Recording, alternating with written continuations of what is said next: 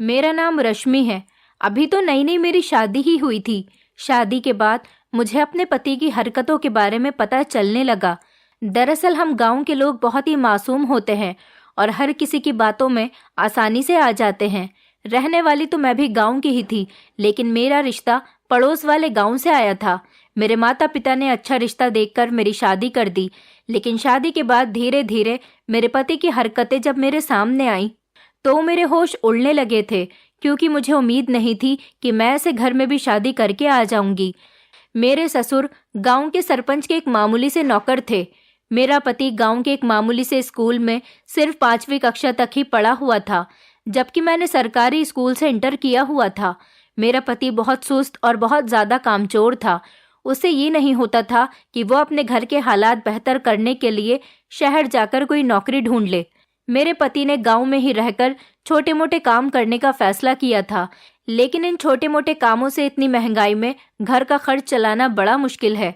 मेरी सास तो मेरे ससुर का दिन रात दिमाग खाती थी कि अपने बेटे को शहर में कहीं नौकरी पर लगवा दो, मगर मेरे ससुर मेरी सास की एक बात भी नहीं सुनते थे।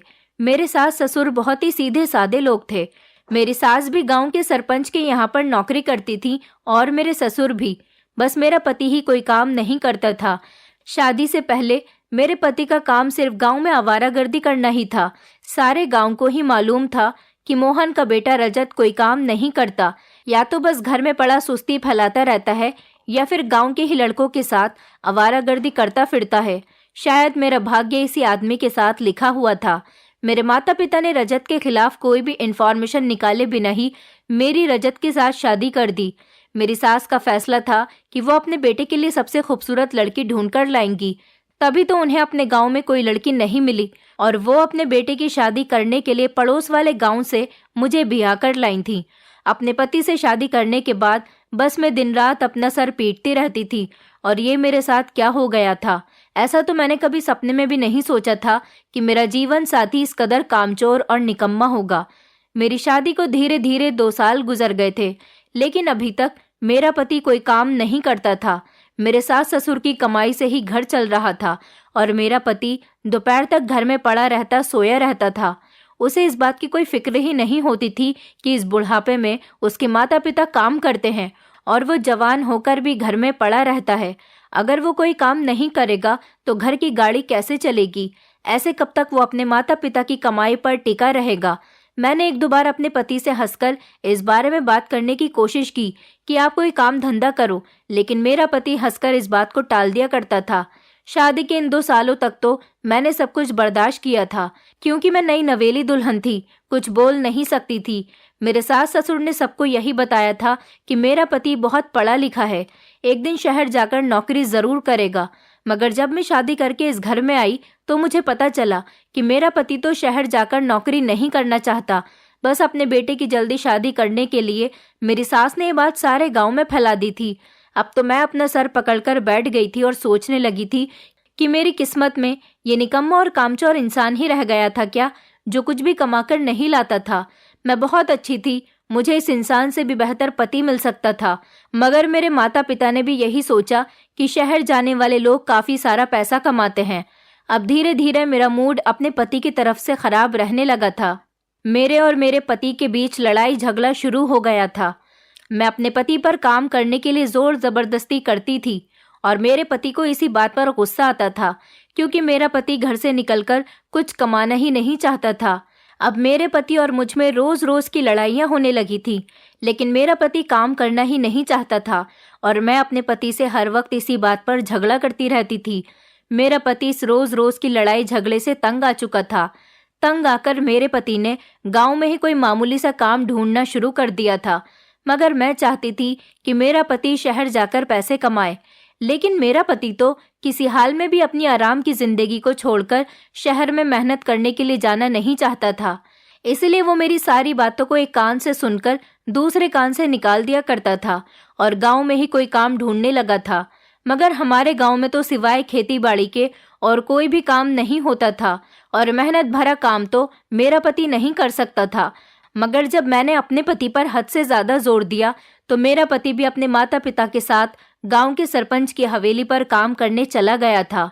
मगर सरपंच मेरे पति की कामचोर आदत को बहुत अच्छी तरह से जानता था। सरपंच ने अपने खेतों पर मेरे पति को काम करने के लिए लगा दिया था। 1 महीने तक मेरा पति सरपंच की जमीन पर खेती बाड़ी के काम पर लग गया था, मगर इतनी ज्यादा मेहनत करने की मेरे पति को आदत नहीं थी और उनके इस काम ने उन्हें बहुत ही जल्दी थकाकर रख दिया था। 1 महीने पूरा होने के कुछ दिन बाद ही मेरे पति ने काम पर जाना बंद कर दिया था। एक बार फिर से मेरे और मेरे पति के झगड़े शुरू हो गए थे, क्योंकि मैं नहीं चाहती थी कि मेरा पति किसी भी हाल में काम छोड़े। लेकिन जब मेरा पति ही काम नहीं करना चाहता था तो मेरे लड़ने के लाख बावजूद भी वो काम पर नहीं गया। अब मेरे सास ससुर को अपनी गलती का एहसास हुआ कि उन्होंने शुरू से ही अपने बेटे पर जिम्मेदारी क्यों नहीं डाली और अपने बेटे को क्यों इस तरह कामचोर बना दिया। सारे गांव में ये बात फेमस थी कि मेरा पति कामचोर है। इसी वजह से सब लोग मेरे पति का मजाक उड़ाते थे और यही बात मुझे बिल्कुल भी पसंद नहीं आती थी। लेकिन अब फिर से हर दिन मेरे और मेरे पति के बीच में किसी न किसी बात पर झगड़ा शुरू हो जाता था। अब तो मेरे ससुर ने भी मेरे पति पर काम करने का दबाव बनाना शुरू कर दिया, लेकिन मेरा पति न जाने क्या सोच कर बैठा हुआ था। उसे किसी बात से कोई फर्क ही नहीं पड़ता था। मेरा पति तो हमेशा अपनी दुनिया में मगन रहता था। कोई उसे कुछ भी कहता तो घर में लड़ाई झगड़े शुरू हो जाया करते थे। घर के सारे लोग इन झगड़ों से तंग आ चुके थे, लेकिन इन झगड़ों को रोकने का कोई भी सॉल्यूशन किसी के पास नहीं था। सभी मेरे पति के सामने बेबस हो गए थे। वक्त तेजी से गुजरता चला जा रहा था और फिर मैंने एक बच्चे को जन्म दिया। अब बच्चे का काम भी काफी बढ़ गया था और बच्चे का खर्च भी काफी हो गया था, तो घर के हालात धीरे धीरे खराबी की तरफ जाने लगे। घर के हालात सुधरने का हल किसी के पास भी नहीं था। अब तो मेरे ससुर भी बीमार रहने लगे थे। सिर्फ मेरी सास ही सरपंच जी के यहाँ नौकरानी का काम कर रही थी और उन्हीं के ही पैसे घर में आते थे। घर के बिगड़ते हुए हालात की वजह से मैं हमेशा चिड़चिड़ी सी रहने लगी थी, क्योंकि अब तो मेरे पास बच्चा भी आ गया था। मुझे इसके बारे में भी सोचना था। मेरे पति से लड़ाइयाँ मेरी अभी तक बंद नहीं हुई थी। ये बच्चा तो मेरी गोद में जरूर आ गया था, लेकिन इसको पालने के लिए पैसे बिल्कुल भी नहीं होते थे। मेरी सास गांव के घरों में हमारे लिए कपड़े मांगकर लाया करती थी, जिन्हें पहनकर हमारा गुजारा होता था। जब मेरी लड़ाइयाँ मेरे पति के साथ हद से ज्यादा बढ़ी तो मेरे ससुर ने सरपंच जी से कर्ज ले लिया और मेरे पति को शहर में नौकरी करने के लिए जबरदस्ती भेज दिया। हालांकि मेरा पति अभी भी शहर नहीं जाना चाहता था, मगर घर में 24 घंटे की लड़ाइयों से वो भी तंग आ चुका था। मेरे ससुर ने सोचा था कि उनका बेटा तो जरूर कुछ न कुछ कमाकर भेजेगा और इस तरह से धीरे धीरे उनकी गरीबी खत्म हो जाएगी।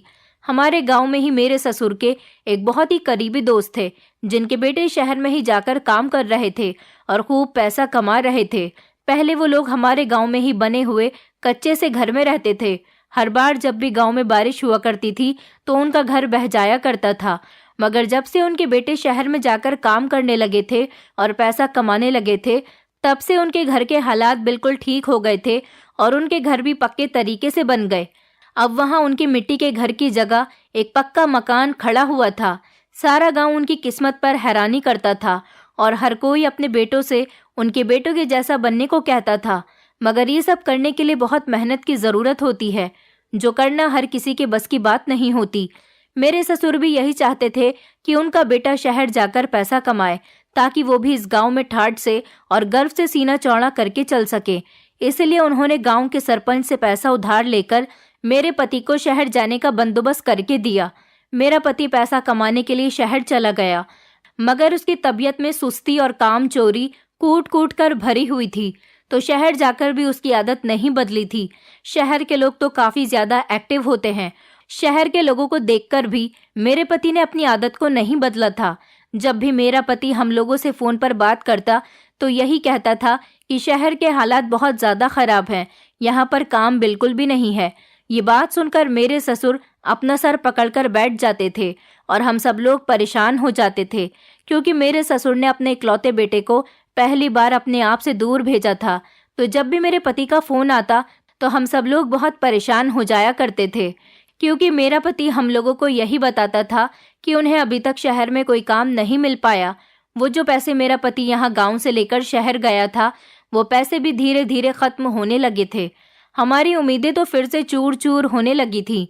मेरे ससुर इसी परेशानी में बैठे रहते थे कि अगर उनका बेटा इसी तरह शहर में बिना काम के रहा और उसे कोई काम नहीं मिला तो फिर गुजारा कैसे होगा।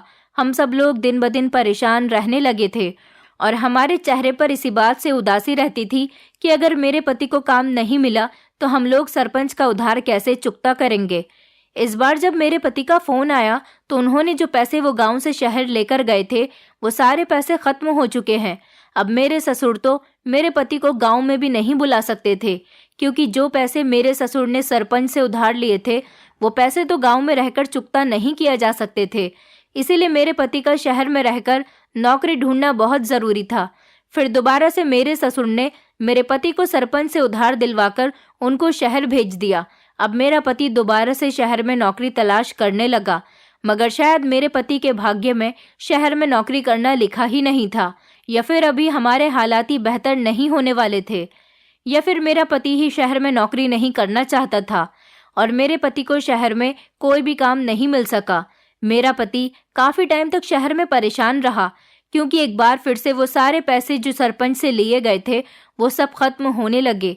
मेरे ससुर जो भी पैसे गांव से शहर भेजते थे वो सारे मेरे पति के कमरे के किराए में और खाना खाने में खत्म हो जाया करते थे और फिर कुछ ही दिनों बाद मेरा पति बिल्कुल ही खाली हाथ हो जाता था।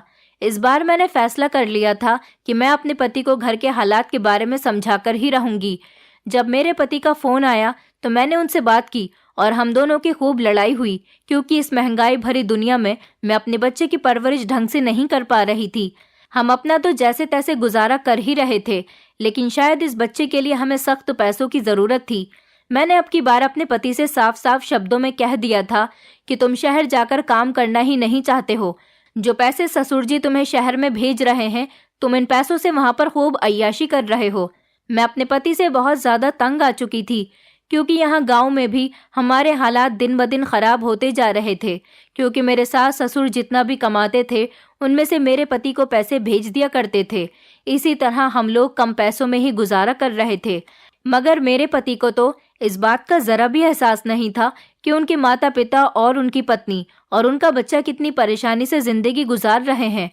मेरा पति हर रोज मेरे ससुर से पैसे मंगवाता रहता था और हमें यही तसल्ली देता था कि उसे जल्द ही कोई अच्छी नौकरी मिल जाएगी तो हमारे घर के हालात भी सुधर जाएंगे। मगर मेरे पति की वजह से हम सब लोग कर्जे में डूबते चले जा रहे थे। हर दूसरे तीसरे महीने मेरे ससुर गांव के सरपंच के पास कर्ज लेने पहुंच जाते थे और वो सारे पैसे मेरे ससुर मेरे पति को शहर में भेज दिया करते थे। इस तरह न जाने कितने महीने गुजर गए, मगर मेरे पति को शहर में कहीं नौकरी नहीं मिल सकी और मेरे ससुर सरपंच के कर्ज के बोझ तले पूरी तरह से दब चुके थे। जब मेरे ससुर ने कई महीनों तक ये हालात देखे तो वो समझ चुके थे कि उनका बेटा निकम्मा और कामचोर है और उन्होंने अपने बेटे को शहर कमाने के लिए भेजकर बहुत बड़ी गलती की है। शहर जाकर तो हमारे हाथ कुछ नहीं आया था, उल्टा हम लोग सरपंच के कर्ज में दब चुके थे। उसके बाद मेरे ससुर ने मेरे पति को शहर से गांव बुलाने का इरादा कर लिया था और फिर मेरे पति को शहर से गांव बुला लिया गया। जब मेरे पति शहर से गांव वापस आए तो उनके हाथ में कुछ भी नहीं था, उनके हाथ बिल्कुल ही खाली थे। मगर हम लोगों के सर पर तो कर्ज का पहाड़ टूट चुका था, जो यहाँ गांव में रहकर और कमाकर तो किसी भी हाल में नहीं उतर सकता था। मगर मेरे पति को शहर से वापस बुलाना भी बहुत बड़ी मजबूरी थी, क्योंकि मेरा पति वहां पर भी तो कोई काम नहीं कर रहा था, बल्कि उल्टा मेरे ससुर की जान पर ही मुसीबत आई हुई थी कि उन्हें अपने बेटे की खातिर यहाँ से कर्ज लेकर शहर पैसे भेजने पड़ते थे। मेरे पति को अपने परिवार का कोई भी एहसास नहीं था कि उनके पिता उनकी वजह से किस कदर कर्ज में डूब चुका है। शहर से आने के बाद भी मेरे पति का वही रूटीन था, देर से सोकर उठना, रात को देर तक जागना, गांव की गलियों में आवारागर्दी करना। मुझे तो रह रहकर अपने पति पर बहुत गुस्सा आता था और अफसोस भी होता था कि मेरी किस्मत कहाँ पर फूट गई। चलो मेरी किस्मत खराब हो गई, कोई बात नहीं, लेकिन मैं अपने बेटे के फ्यूचर के बारे में बहुत ज़्यादा सीरियस रहती थी। मैं चाहती थी कि मेरे बेटे का फ्यूचर सिक्योर हो जाए। शायद इस तरह के निकम्मे और कामचोर पिता के होते हुए कभी भी किसी बच्चे का फ्यूचर सिक्योर नहीं हो सकता। अब तो तंग आकर मैंने अपने पति से कुछ कहना, लड़ना, झगड़ना, यहाँ तक कि उनसे बोलना भी छोड़ दिया था, क्योंकि मैं अच्छी तरह से जान चुकी थी कि मैं कुछ भी कर लूँ लेकिन अपने पति की आदत को ख़त्म नहीं कर सकती। जिस इंसान को अपने बूढ़े माता पिता का एहसास नहीं है, वो अपने बच्चे का क्या एहसास करेगा। इसलिए मैंने वक्त के साथ समझौता करना सीख लिया था और सोच लिया था कि अब यही मेरी किस्मत है और इसे मुझे खामोशी से झेलना होगा। अब मैं अपने बच्चे को पालने की खातिर खुद ही मेहनत मजदूरी पर लग गई थी। गांव का सरपंच पूरे गांव में पैसा ब्याज पर देता था। गांव के सारे लोग ही बहुत ज्यादा गरीब थे। किसी को अपनी बेटी की शादी करनी होती थी तो किसी को अपना कारोबार करना होता था। इसीलिए लगभग गांव के ज्यादातर लोग ही सरपंच से कर्ज लेते थे और फिर सारी जिंदगी उसके एहसानों तले दबकर रह जाते थे। जो भी कोई पैसा उन्हें वक्त पर नहीं देता था, उसके पैसे का ब्याज बढ़ता जाता था और फिर सरपंच अपने तरीके से उन लोगों से पैसे निकलवा लिया करता था या फिर उनकी कोई भी कीमती चीज ले लेता था। और तो और, या फिर सरपंच जिंदगी भर के लिए उन लोगों को अपना गुलाम बना लिया करता था, क्योंकि गांव में ज्यादातर लोग ऐसे थे जो कर्ज ले लिया करते थे मगर उसे आसानी से वापस नहीं चुका सकते थे। इसलिए गांव के आधे से ज्यादा लोग सरपंच के एहसानों तले दबे हुए थे और सारे गांव पर सिर्फ सरपंच का ही राज था। इसी तरह सरपंच वक्त के साथ साथ अमीर होता जा रहा था और गांव के लोग दिन ब दिन गरीब होते चले जा रहे थे। जो लोग वक्त पर सरपंच को पैसे नहीं देते थे तो सरपंच उनके घरों पर कब्जा कर लेता था और उसके सारे घर वालों को जिंदगी भर के लिए अपना गुलाम बना लेता था। मेरे ससुर ने गांव के सरपंच से कर्जा देने के लिए मोहलत ली हुई थी, मगर सरपंच भी इस बात को अच्छी तरह से जानता था कि मेरा ससुर इतनी आसानी से उनका कर्ज नहीं चुका सकता। लेकिन फिर भी ये सरपंच का एक बहुत बड़ा एहसान था कि उन्होंने मेरे ससुर को मोहलत दी हुई थी, क्योंकि सरपंच गांव के हर इंसान की रग रग से वाकिफ था। वो ये बात अच्छी तरह से जानता था कि मेरे ससुर कर्ज की रकम को आसानी से वापस नहीं कर सकेंगे, तो वो बहुत आसानी से हमारे घर पर कब्जा जमा लेगा और हम सब लोगों को ही अपना जिंदगी भर के लिए गुलाम बना लेगा।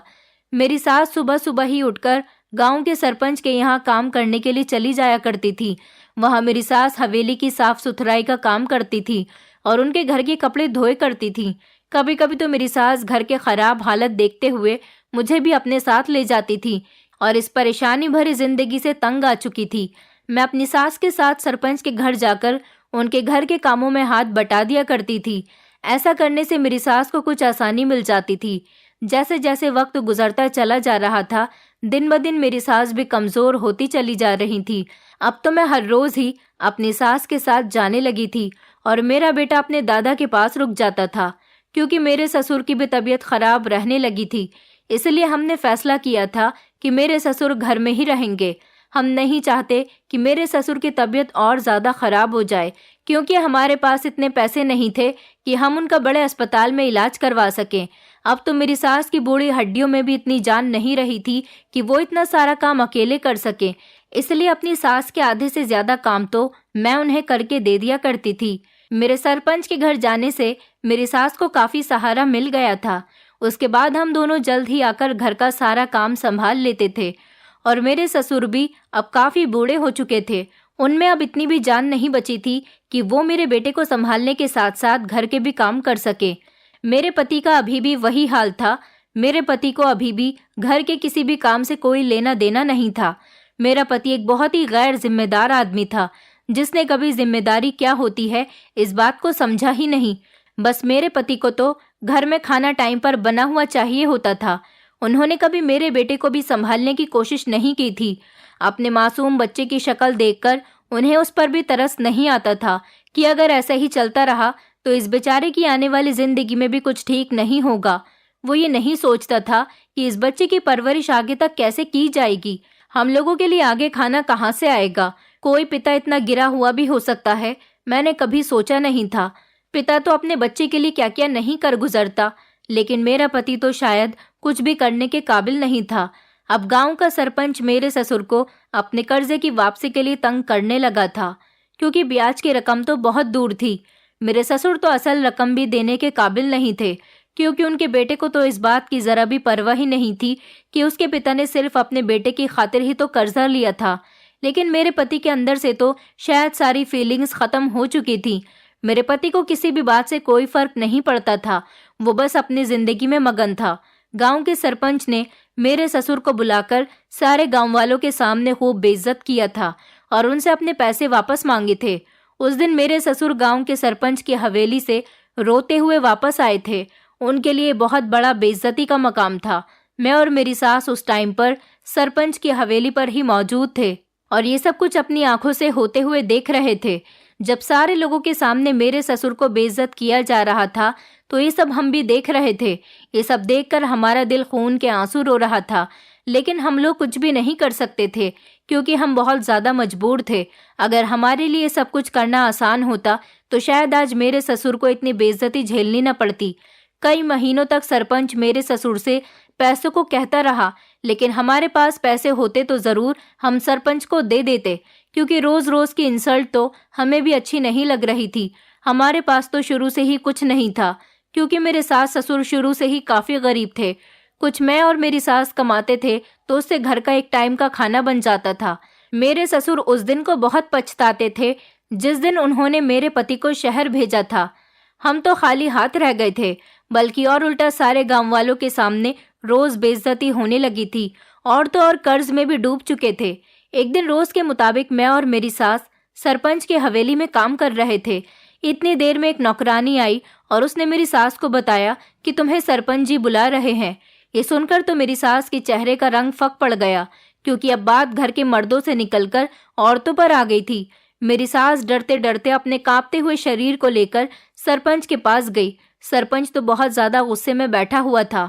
उसने मेरी सास से कहा, तुम्हारे बेटे और तुम्हारे पति को तो मेरा पैसा वापस करने की ही याद नहीं है, तो इसलिए अब तुम्हें ही कुछ करना होगा। तुम्हें ही मेरे पैसे वापस करने होंगे। मेरे पैसे खामोशी से मुझे वापस दे दो, वरना मैं अपने पैसे निकालने का तरीका अच्छे से जानता हूँ। मेरी सास सरपंच के सामने थर थर कांप रही थी और मैं दूर से ही खड़ी हुई उन्हें देख रही थी। सरपंच मेरी सास से कह रहा था कि कुछ वक्त तक अगर तुमने मेरे पैसे वापस नहीं दिए तो मैं तुम लोगों के घर पर कब्जा कर लूंगा, फिर अपने रहने का ठिकाना कहीं और कर लेना। मेरी सास सरपंच के सामने हाथ जोड़कर खड़ी हुई थी और वो लगातार रोए चली जा रही थी। उन्हें देखकर तो मुझे भी बहुत अफसोस हो रहा था। हमारे पास रहने का कोई ठिकाना नहीं बचेगा। मेरी सास लगातार सरपंच से कुछ दिन और की मोहलत मांग रही थी और उन्हें यकीन दिला रही थी कि बस थोड़े दिनों की मोहलत और दे दो। मेरी सास उनका कर्ज सूद समेत उतार कर उन्हें वापस कर देंगी। लेकिन सरपंच तो मेरी सास की बात सुनने के बजाय न जाने क्या सोच रहा था। तभी अचानक सरपंच की नजर दूर खड़ी हुई मुझ पर गई। मैं तो सरपंच की नजरें मिलते ही घबरा गई थी। सरपंच मुझे दूर से घूर घूर कर देख रहा था और मैं उसकी नजरों से डर रही थी। मैंने नोटिस किया था कि सरपंच की नजरें मुझसे हटी नहीं रही थी और ये बात मेरी सास भी अच्छे तरीके से समझ रही थी, मगर मेरी सास सरपंच की इस हरकत पर उसे टोक नहीं सकती थी, क्योंकि गांव के सारे ही लोग सरपंच के आगे बहुत बेबस और लाचार थे और उसका मुकाबला करने की हिम्मत गांव में से किसी के अंदर भी नहीं थी। इसी वजह से मेरी सास ने सरपंच की नजरें मुझ पर टिकी हुई देखकर इग्नोर करने की कोशिश कर दी थी, क्योंकि इसी सब में हमारी भलाई थी। मेरी सास और मैं हम दोनों रोते हुए घर को वापस आ गए थे। घर आने के बाद हम दोनों सास बहू बहुत ज्यादा रोए थे। इधर मेरा पति तो बड़े चैन और सुकून से घर के अंदर बैठा हुआ खाना खा रहा था। अपने पति को इतने सुकून से बैठा हुआ देखकर तो मेरे तन बदन में आग लग गई थी और मैं अपने पति को बुरा भला कहने लगी। और कहती भी क्यों नहीं, इस आदमी को अपने परिवार के लोगों की तो कोई फिक्र ही नहीं थी। लेकिन अब तो इसे हमारी इज्जत की भी कोई फिक्र नहीं रही थी। मैंने अपने पति से साफ कह दिया कि सरपंच ने कह दिया है कि अगर हमने उसके पैसे वापस नहीं दिए तो वो हमसे हमारा घर छीन लेगा। मगर इस बात का भी मेरे पति पर कोई असर नहीं हुआ था। मैं तो अपने पति की इस बगैरती पर अपना सर पकड़कर बैठ गई थी, क्योंकि इस घर के अलावा हमारे पास कोई दूसरा सहारा नहीं था। मगर अब तो मुझे लग रहा था कि ये घर भी हमारे हाथ से निकलने वाला है। अगले दिन ही सरपंच के कुछ लोग हमारे घर पर आ गए और आते ही उन्होंने अपने पैसे मांगने शुरू कर दिए। उस टाइम पर मेरे ससुर और मेरे पति घर पर ही मौजूद थे। उनके पास पैसे होते तभी तो वो देते। उसके बाद सरपंच ने मेरे पति को ब्लैकमेल करना शुरू कर दिया। हम दोनों सास बहू तो एक कोने में खड़े होकर बुरी तरह से रो रहे थे, मगर सरपंच के आदमी तो किसी की भी नहीं सुन रहे थे, जैसे उन्हें रहम खाना ही नहीं आता था। अब हर दिन का यही रूटीन बन गया था। हर रोज हमारे घर सरपंच के आदमी चले आते थे और हमसे अपने पैसे मांगने लगते थे। हम लोग इस रोज रोज के हंगामे से बहुत डर चुके थे। एक दिन हर दिन के मुताबिक मैं और मेरी सास सरपंच की हवेली पर जाने के लिए तैयार हो रहे थे। तभी अचानक सरपंच के कुछ आदमी हमारे घर पर आए और कहने लगे कि सरपंच जी का हुक्म है कि तुम लोग अगर उनके कर्ज की रकम वापस नहीं कर सकते हो तो अपने घर की बहू को सरपंच जी की हवेली पर भेज दो। उन आदमियों के मुंह से ये बात सुनकर तो हमारे होश ही उड़ गए थे। सरपंच के कर्ज की रकम के बदले हमसे ये घर नहीं मांगा गया था और ना ही उसने जिंदगी भर के लिए हमें गुलाम बनाया था। उसने तो कर्ज की रकम के बदले मुझे मांग लिया था। ये बात सुनकर मेरी सास के तो जैसे होश ही उड़ गए थे। मेरी सास भी अपना दिल पकड़कर बैठ गई थी, क्योंकि मैं उन लोगों के घर की इज्जत थी। ये बात अब सभी जानते थे कि इस मुसीबत से इतनी आसानी से छुटकारा नहीं मिल सकता। मैं अपने बेटे को लिपटकर बुरी तरह से रो रही थी। मुझे अपनी किस्मत पर बहुत रोना आ रहा था और मैं सोच रही थी कि मेरी जिंदगी में ये कैसा मोड़ आ गया, मैं किस उलझन में फंसने जा रही हूँ। मेरा पति भी अपना सर पकड़कर बैठ गया था और आज उसके चेहरे पर मुझे अफसोस भी नजर आ रहा था। शायद आज उसे एहसास हो रहा था कि उसकी हमेशा की कामचोरी और निकम्मेपन ने हमें किस मुसीबत में डाल दिया। सभी लोग अपनी अपनी जगह पर बहुत परेशान थे। मेरे ससुर ने मेरे पति को एडवाइस दी कि आज रात ही तुम बहू को यहाँ से लेकर उसके मायके में छुपा दो, ताकि कोई बहू को ढूंढ ना सके। अपने ससुर की एडवाइस इस टाइम मुझे बिल्कुल ठीक लगी थी। अब मुझे बड़ी बेचैनी से रात होने का इंतजार था और डर भी लग रहा था कि ना जाने क्या होगा। जैसे ही रात गहरी हुई, मेरा पति मुझे घर से लेकर गांव जाने वाली सड़क पर आ गए। अभी हम गांव से निकलने वाली सड़क पर पहुंचे ही थे कि इतनी ही देर में सरपंच के आदमी आ गए और उन्होंने हमें चारों तरफ से घेर लिया। अब वो लोग मुझे जबरदस्ती सरपंच की हवेली पर ले गए। मैं बहुत चीख रही थी, चिल्ला रही थी, पर किसी ने मेरी कोई बात नहीं सुनी। आज ये सब कुछ मेरे पति की वजह से ही हुआ था। ये लोग मुझे अपने साथ हवेली लेकर आ गए थे और मुझे सरपंच के सामने लाकर खड़ा कर दिया। मैं सरपंच के आगे हाथ जोड़कर खड़ी हुई थी कि सरपंच जी मुझे छोड़ दो, लेकिन उसने तो मुझे एक कोठरी में बंद करवा दिया। मेरे पति ने मुझे बचाने की काफी कोशिश की थी, लेकिन सरपंच ने उसकी एक नहीं सुनी और मेरे पति को धक्के मारकर हवेली से बाहर निकलवा दिया। मुझे उन लोगों ने कमरे में बंद करवा दिया था। मैं रोती रहती थी, लेकिन किसी को भी मुझ पर तरस नहीं आता था। एक नौकर मुझे खाना देकर चला जाता था। मैं अपने पति की कामचोरी की ही सजा भुगत रही थी। इसी बात का मुझे अफसोस था। मैं बार बार यही सोच रही थी कि मेरा बेटा ना जाने कैसा होगा, क्योंकि वो मुझसे बहुत लगता था और मेरे सास ससुर जब उनको पता चला होगा कि मैं सरपंच की कैद में आ गई हूँ तो उनके होश उड़ जाएंगे। मैं इसी काल कोठरी में बंद थी और यहाँ पर रहते हुए काफी दिन हो गए थे, लेकिन मैं एक बात नोटिस करती थी कि रात को सोती तो मैं अपने कपड़ों में थी, लेकिन सुबह को मेरे कपड़े बदले हुए होते थे। सुबह को उठकर मैं बुरी तरह से घबरा जाती थी। मुझे कुछ नहीं पता था कि ये सब कुछ मेरे साथ कैसे हो रहा है। मैं रात को सोती थी तो मैंने कोई और से कपड़े पहने हुए होते थे और जब मैं सुबह को सोकर उठती तो मेरे कपड़े बदले हुए मिलते थे। अब मुझे सच में परेशानी होने लगी थी। एक रात मैंने ना सोने का फैसला किया, मगर ना जाने कैसे बिस्तर पर लेटते ही मुझे नींद आ गई। अगले दिन फिर से यही हुआ। नौकर मेरे लिए खाना लेकर आया था। मैं खाना खाकर जैसे ही लेटी तो फौरन मेरी आंख लग गई। अब मैं समझ गई थी कि ये नौकर इस खाने में ही कुछ ऐसा मिला रहा था जिसकी वजह से मुझे नींद आ रही है।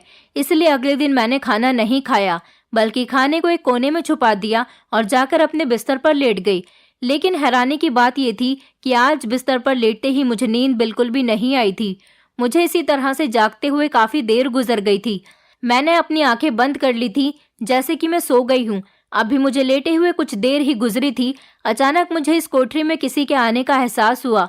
फिर मुझे कुछ खतर पतर की आवाज सुनाई देने लगी तो मेरा दिल घबरा गया था, लेकिन मैं फिर भी अपनी जगह पर आंखें बंद किए हुए लेटी रही ताकि किसी को ये न लगे कि मैं जाग रही हूँ। इस कोठरी में चारों तरफ अंधेरा था। कोठरी में हल्की सी रोशनी नजर आई। मैंने अपनी आंखें मलकर देखने की कोशिश की तो एक आदमी मेरी तरफ बढ़ रहा था। मेरा दिल जोर जोर से धड़कने लगा। मैं इस टाइम पर बहुत अच्छे से समझ गई थी कि यहाँ हर रात को मेरी इज्जत के साथ खेला जाता है, क्योंकि मुझे अपने शरीर पर भी कुछ अजीब अजीब सा महसूस होता था। वो आदमी मेरी तरफ बढ़ रहा था। मैं अपने आप को संभालने की कोशिश कर रही थी और मैंने दोबारा इस तरह से आंखें बंद कर ली जैसे कि मैं गहरी नींद में सो रही हूँ, क्योंकि अगर इस आदमी को पता चल जाता कि मैं जाग रही हूँ तो बहुत बड़ी मुसीबत आ जाती। और मेरी सोच के मुताबिक उस आदमी ने वैसा ही किया जिसका मुझे डर था। आधी रात के टाइम पर यह आदमी मेरे कमरे से चला गया। उसके जाने के बाद एक नौकरानी कमरे में आई और उसने मुझे दूसरे कपड़े पहना दिए। मैं खामोशी से लेटी हुई अपनी किस्मत पर रो रही थी। मुझे खुद से घिन आ रही थी कि न जाने हर रात कौन कौन आदमी मेरे साथ यहाँ मेरी इज्जत के साथ खिलवाड़ करता होगा। मुझे इस समय अपने पति से बहुत ज्यादा नफरत महसूस हो रही थी, जिसके किए की सजा आज मैं इस हाल में भुगत रही थी। मैं जान गई थी कि रोज रात को इस हवेली के ही आदमी इस कोठरी में आते हैं और मेरी इज्जत के साथ खेलकर चले जाते हैं, लेकिन मैं सिवाय अपनी किस्मत पर रोने के कुछ और नहीं कर सकती हूँ, क्योंकि मेरे लिए यहाँ से निकलना बहुत मुश्किल था। मैं सरपंच के खिलाफ नहीं जा सकती थी।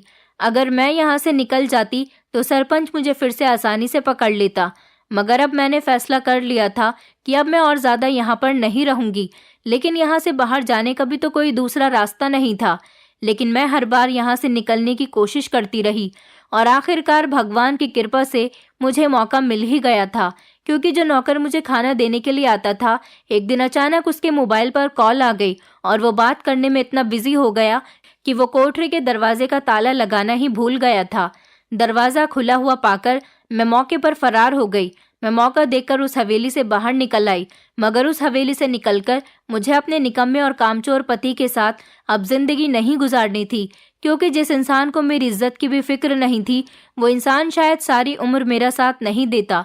मैं अपने ससुराल जाने के बाद अपने बेटे को लेकर बस पकड़ के शहर चली गई थी, क्योंकि मैं अच्छे से जानती थी कि अगर मैं अपने घर पर रुक गई तो ये लोग मुझे आसानी से यहाँ से ले जा सकते हैं, क्योंकि उन्हें रोकने वाला इस गाँव में कोई नहीं था।